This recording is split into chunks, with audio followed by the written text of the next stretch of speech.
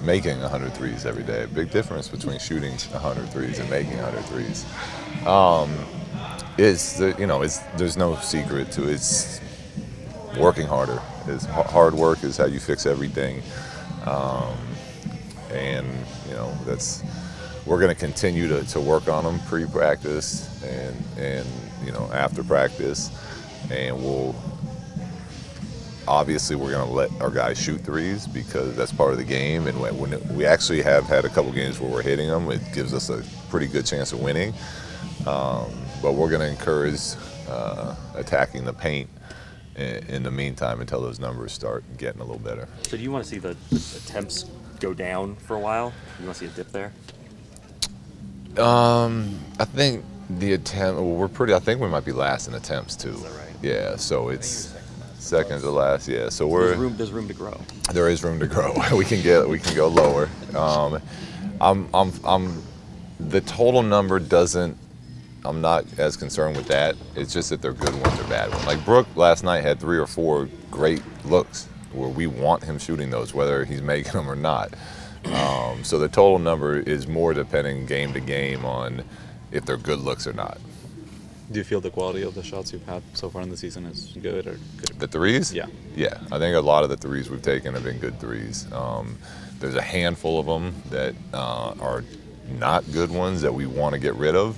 But that's part of the process. You can go down any team, and there's guys taking threes that I'm sure the coaching staff would prefer not be taken. You touched on this on the road trip, but with Lonzo, how much time are you spending working with him on what is a good shot for him versus what is a less good shot?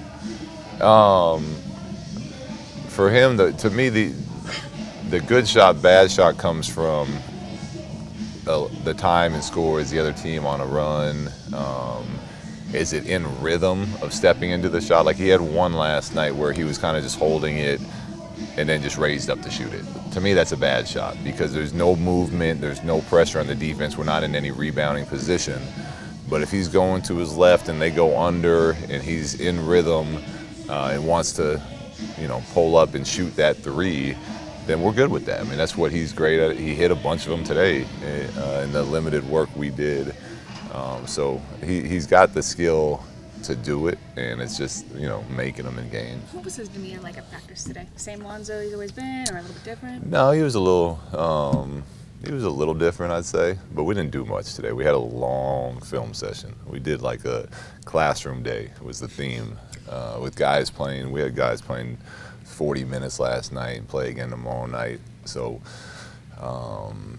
we obviously need to keep working and tuning up our skills and growing as a team, but we just felt like physically we weren't going to get that done today. It wasn't smart to do with another game tomorrow night, so we took the day and spent most of it in the film room and then just kind of did really low contact for most of the guys today. You say he's a little different. How was he? I think again, it's tough to answer personal questions on him. Like he's got to answer that. But his energy seemed a little not the same playful, joyful Lonzo that he normally is. But that could be a good thing. That could be that he's frustrated or mad a little bit. But he was in the gym last night shooting after the game. He was in here before again, early practice. So I keep saying it, but it's just because it's true. When you hit adversity, you work harder, and then you become better when you get through the other side. He came back here last night after the game? That's what I was told. Do you worry about his confidence? I'm not worried about his confidence, no. He's a confident young man, as he should be. He's very good at the game of basketball. What he's already accomplished in these games, is getting a triple-double and average rebounding the way he is against these bigs in this league, and the assist he's putting up. That's really impressive for a 20-year-old point guard to be able to do. Do you think it would have been better, though, if he had come in without the hype and just went out there and played without trying to live up to some reputation that someone established for him? I think, generally speaking, yes. I don't know if Lonzo lets that lets that get to him. I think he's just going through the same things that most rookies go through. But yeah, I've always been a fan of lowering expectations and kind of lowering the expectations, but also kind of holding the players to a higher standard. Do you think his brother weighs on that situation? It's got to.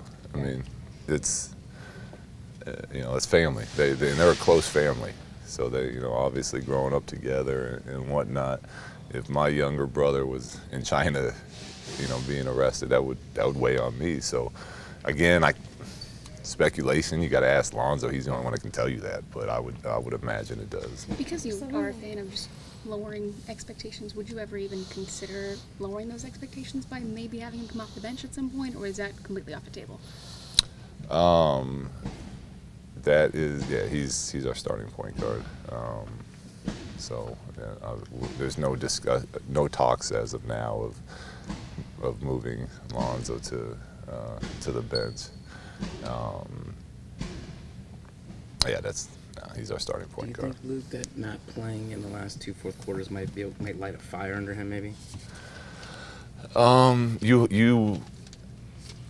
You hope so, and not that he's pissed off about it. I thought it was unfair. A lot of people in Phoenix were saying he got benched in the Phoenix game, and that wasn't the case.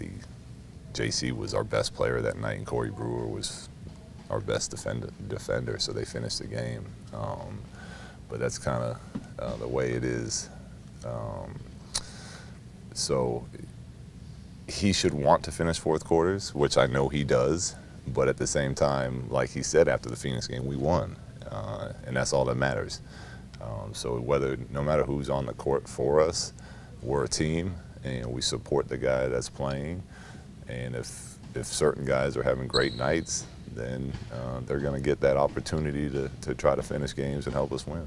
When you look at Kuzma, is he kind of, in some ways, the inverse of that, where he was able to kind of have the space to kind of surprise some people on the upside, maybe not surprise himself, but didn't have the expectations coming in? Yeah, he obviously, I think, had a lot more freedom to just come in and play basketball because no one knew who he was and no one expected anything from him. And that doesn't make it easy. It still give the young man a lot of credit because he works extremely hard and he takes advantage of this opportunity. But I'm sure that the path to this point has been a little easier. I'm sure it'll get tougher for him now too that he's been playing so well. When you were a rookie, Last question, please. When you were a rookie yourself, what do you remember about kind of what you connected with as a coach or kind of older players? Like what helped you the most?